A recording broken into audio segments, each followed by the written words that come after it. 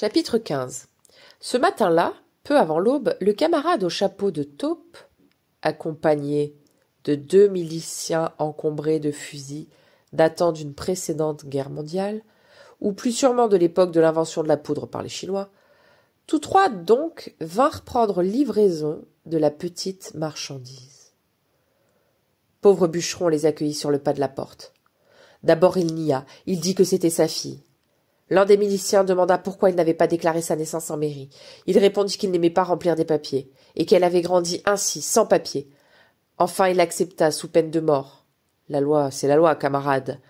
Il accepta, dis-je, mais il demanda, comme une faveur spéciale, de remettre l'enfant à son camarade de travail, afin de faire ça en douceur, afin de ne pas effrayer avec des fusils, ni la petite, ni surtout son épouse.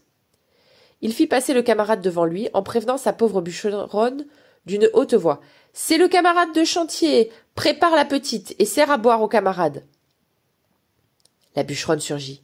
Elle portait l'enfant qui aussitôt tendit ses bras vers le bûcheron.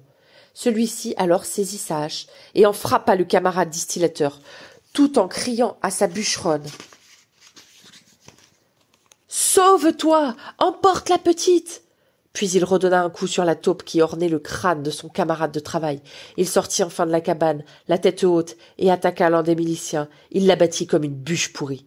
L'autre alors, reculant, trébucha, tira en l'air, puis visa le bûcheron qui, hache levée, s'avançait vers lui. Pauvre bûcheronne alors sortit en courant, tandis que le bûcheron hurlait en s'affalant. « Cours, ma belle, cours! Sauvez-vous! Sauvez-vous! Que Dieu fasse crever tous les maudits sans âme ni foi! Que vive notre... » Et il murmura « Petite marchandise ».